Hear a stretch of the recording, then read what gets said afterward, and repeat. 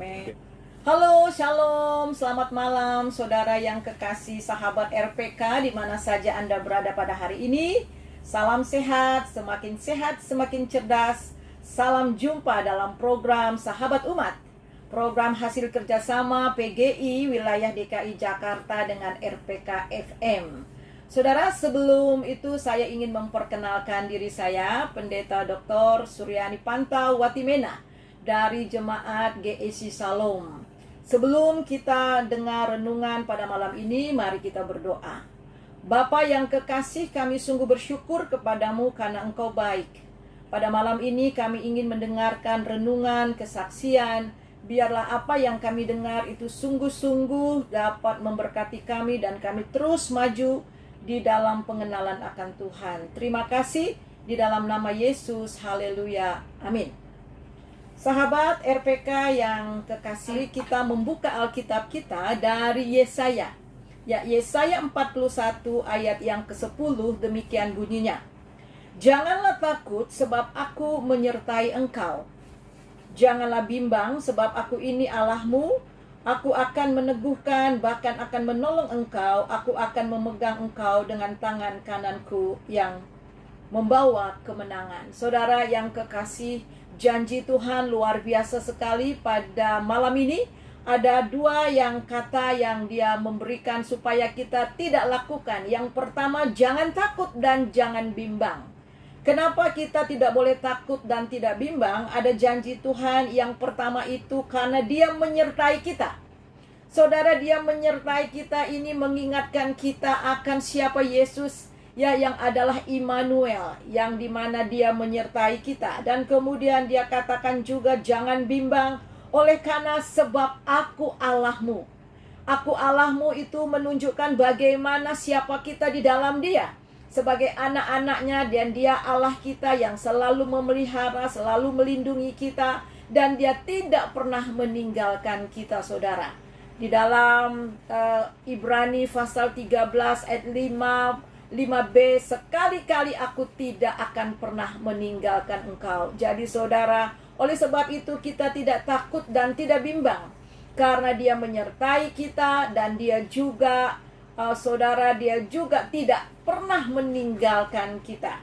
Dan di sini dikatakan Dia akan meneguhkan kita, menolong kita, bahkan memegang tangan kita dengan tangannya, dan yang membawa kita kepada kemenangan. Saudara, saya ingin bersaksi bagaimana Tuhan itu luar biasa dahsyat, dan firman Tuhan ini betul-betul iya dan amin, saudara. Pada tahun yang lalu bulan Juni, ya, Juni tepatnya Juni akhir, ya, saya kena COVID, ya, saudara. Saya terpapar COVID-19. Pertama saya merasa badan saya tidak enak, ya, saya rasa demam, saya pikir saya masuk angin. Oleh sebab itu saya minum tolak angin, dan kemudian saya diurut, dipijit, kemudian tidur di kasur panas, dan semua daya yang saya sudah lakukan seperti biasa-biasa kalau saya lagi kurang sehat. Tetapi kondisi saya semakin hari kok semakin tidak enak, dan saya tidak mau makan, saya menolak makan 1 sendok, 2 sendok, saya rasa mau muntah. Dan kondisi saya semakin lemah, dan akhirnya sampai 1 minggu itu saya minta adik saya untuk bawa saya ke rumah sakit. Dan kemudian saya dibawa ke rumah sakit. Saya dicek suhunya, ternyata suhu saya 38 lebih. Wow, ini panas, ya. Kemudian kata dokter, ibu tidak boleh masuk ke rumah sakit UGD-nya, ruang UGD, tetapi di ruang ada satu tenda. Kemudian darah saya dicek, dan ternyata darah saya ada virusnya. Kemudian di swab, dan mereka sudah curiga bahwa saya dikatakan PDP, ya, karena itu virus daripada COVID.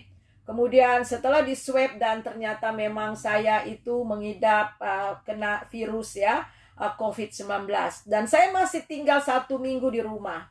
Akan tetapi saudara, kondisi saya sungguh-sungguh semakin hari semakin lemah. Saya sudah mulai diare saya menyembur-nyembur, kemudian nafas sudah sesak, dan kemudian kepala saya juga pusing. Saya masih 1 minggu, ya. Tetapi sangat luar biasa satu hal yang saya lihat, bahwa ketika teman-teman saya, ya, ketika teman-teman saya tahu bahwa saya sakit, wah, luar biasa mereka kasih dukungan yang sangat luar biasa. Tiap hari rumah saya itu setiap berapa jam datang ojek membawa, ada yang bawa vitamin, ada yang kasih obat, ya, madu dan sebagainya dari pagi sampai malam. Dan di situ saya merasakan memang Tuhan itu sangat luar biasa dahsyat, ya. Dia menyertai kita. Nah, saudara, ingat di dalam Mazmur 23, ya, Mazmur Daud mengatakan, sekalipun dalam lembah kekelaman aku tidak takut bahaya, karena engkau besertaku. Nah, saudara, ada kalanya Tuhan membawa kita ke air yang tenang, air yang segar. Tetapi Tuhan juga membawa kita ke rumput yang hijau. Namun sekali-kali juga kita bisa masuk ke dalam namanya lembah-lembah kekelaman, bahkan juga lembah maut sekalipun.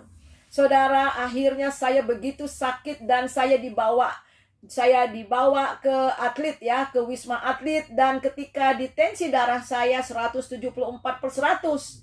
Jadi dokter katakan, "Kenapa ibu baru datang sekarang?" Ya, saya pikir ya saya bisa mandiri, ya, isolasi mandiri. Dan karena kondisi darah tinggi yang seperti itu dan saya sudah sesak napas, jadi saya dirawat di ruang HCU, saudara. Dan hari pertama saya masih oke, tapi hari kedua, ketiga, saudara, saya begitu lemah, elektrolit saya turun, dan saya lemahnya luar biasa. Akhirnya mata saya juga sudah gelap melihat, ya, sesak napas. Dan maaf, saya harus BAB dan juga buang air kecil dengan pamper, saudara. Dan itu sudah lemah dan saya mengangkat tangan pun rasanya tidak berdaya. Tetapi yang sangat-sangat luar biasa, saudara, iblis berusaha untuk mengintimidasi saya. Saya melihat kuburan, saya melihat orang corona itu hanya dibungkus mati, dibungkus pakai plastik kuning dan sebagainya. Dan itu intimidasi dari kuasa kegelapan masuk ke dalam pikiran saya. Dan malamnya 3 malam saya betul-betul diserang oleh kuasa kegelapan. Saya diserang oleh kuasa kegelapan, saudara, dengan bermacam-macam roh-roh yang datang menyerang saya. Dan sungguh saya tidak berdaya. Dalam keadaan itu saya tidak berdaya. Dan saya hanya bilang begini, kamu tahu bahwa tubuh, jiwa, dan rohku itu adalah milik Kristus. Dan aku sudah lunas dibayar. Dan kau tidak berhak, hai iblis, hai roh maut, tidak berhak atas tubuhku. Nah, saudara, puji nama Tuhan, akhirnya saya menang. Bagaimana setelah saya betul-betul diganggu, digoda luar biasa, saya tidak berdaya. Saya hanya menyembah Tuhan. Saya hanya menyembah Tuhan, dan setiap hari saya hanya mendengar, ya, dengan headset ini saya mendengar lagu-lagu dari YouTube, puji-pujian.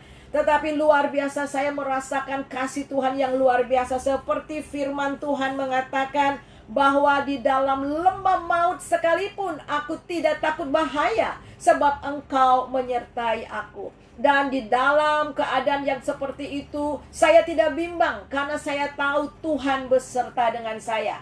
Nah, saudara, saya tanya sama Tuhan, apa yang saya harus lakukan, Tuhan?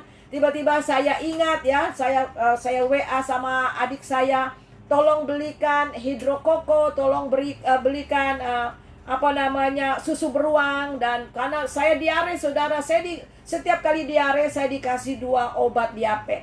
Saya stop diarenya 2 jam, tapi kemudian saya diare lagi, saudara. Dan saya bingung bagaimana ini caranya, ya. Dan puji Tuhan, adik saya bawa semua hidrokoko dan kemudian juga susu beruang, kemudian Yakult. Jadi setelah kalau setiap kali saya diare, saya minum 2 diapet, kemudian setengah jam saya minum Yakult. Puji nama Tuhan, saudara. Akhirnya diare saya stop. Itu betul-betul dari hikmat daripada Tuhan. Karena saya beberapa waktu sebelum itu saya pernah ingat saya diare, ya, dan teman saya bilang pakai Yakult, Bu. Jadi saya ingat. Jadi waktu saya minum Yakult itu benar-benar stop, saudara.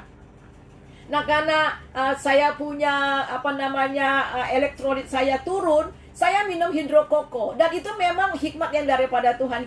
Ya, tiba-tiba saya ingin aja minum itu. Dan puji Tuhan berangsur, dan saya juga minum susu beruang. Dan makan snack-snack yang kecil-kecil itu, ya, yang seperti oat milk dan sebagainya, ya, Snicker, Karena setiap kali saya kalau minum 1-2 sendok makan, saya rasa mau muntah ya. Tetapi puji nama Tuhan, pelan-pelan setelah itu saya menang saudara, dan kemudian tubuh saya sudah stabil dan saya dimasukkan ke ruang isolasi. Nah, di ruang isolasi di atas, itu di lantai 24. Nah, satu hal yang sangat mengerikan sekali ya, ketika saya sudah sampai di ruang lantai 24 itu seperti apartemen, dan kemudian hanya saya sendiri di sana, yang karena sudah kosong yang kamar satunya. Satu hal lagi yang saya dapat cobaan. Di dalam pikiran saya keras sekali untuk saya terjunkan diri di lantai 24. Dan itu betul-betul kalau saya lihat ke bawah itu ada tendensi, ada dorongan supaya saya menjatuhkan diri ke lantai 24. Saudara bisa bayangkan, saya bergumul kuat sekali. Sampai bilang, Yesus Tuhan tolong. Karena jadi kalau saya jemur pakaian, ada tempat jemur pakaian, dan kemudian situ ada pagar, dan itu kosong, dan bisa jatuhkan diri. Dan itu keras sekali. Dan saya bilang, saya memakai topong keselamatan, saya patahkan semua pikiran-pikiran yang dari iblis, dan saya terus menyembah Tuhan dan puji nama Tuhan. Saudara, akhirnya itu hilang dari pikiran saya. Akan tetapi suatu malam saya diserang lagi. Dan saya melihat ada satu orang yang tinggi besar, dan itu adalah setan atau iblis ya, roh jahat. Dan saya bertarung lagi pada waktu itu. Di dalam mimpi saya, puji nama Tuhan, saya menang.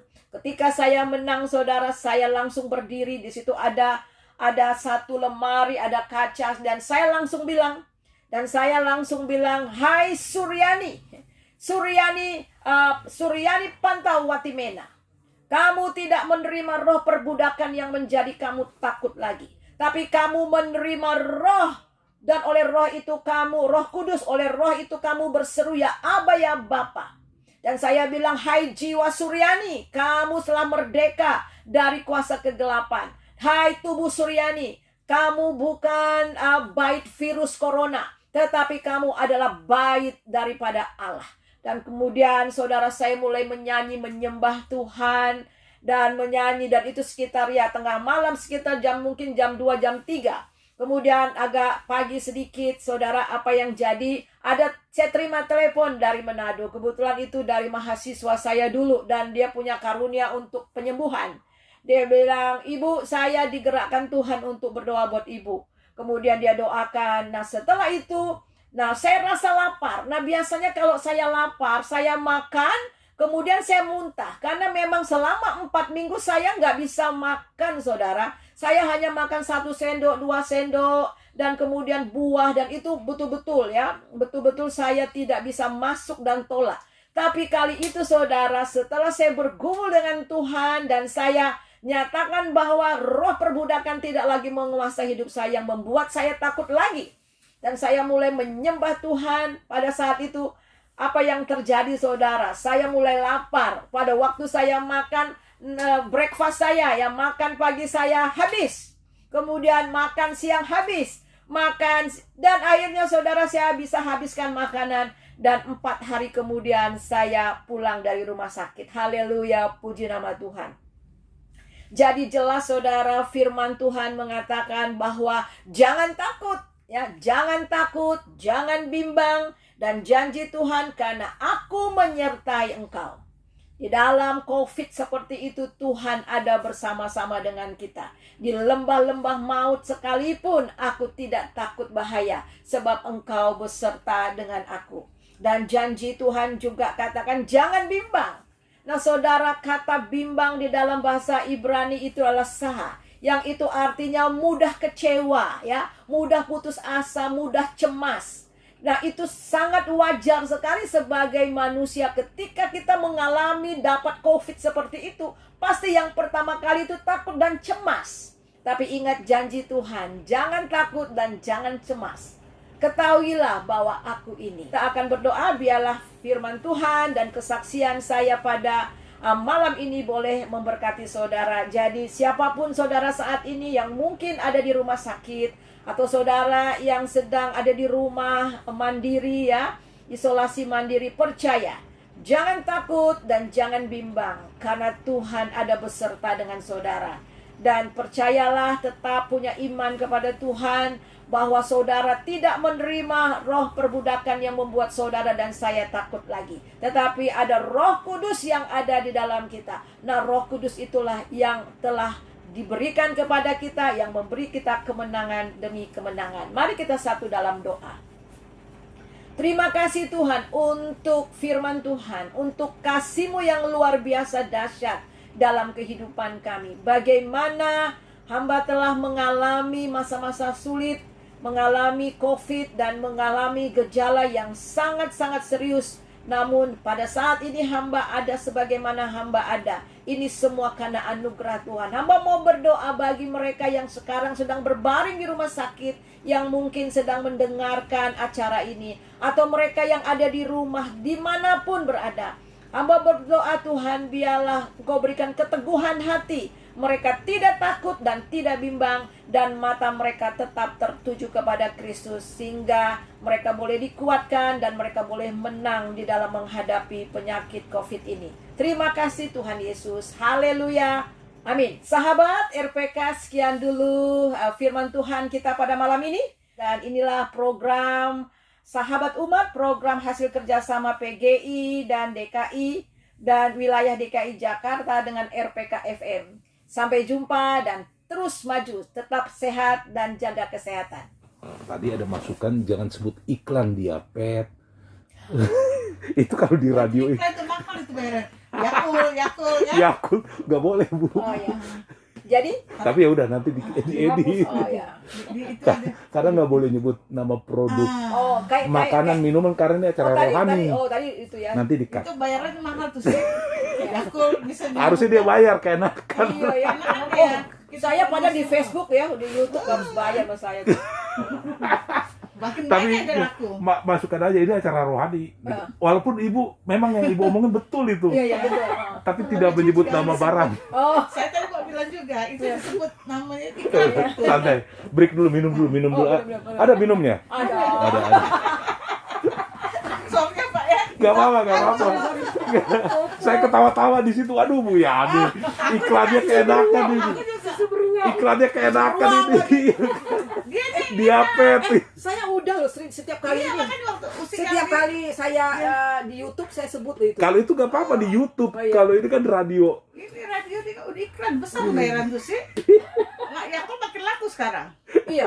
Sejak itu memang makin laku tuh. Jangan-jangan dari saya. Itu nama iklan terselubung itu. Iya makanya. Nanti kalau khotbah kedua jangan sebut nama iklan barang ya Bu ya. Oh, ya. Atau misalnya minyak kayu putih. Oh. Jangan gitu.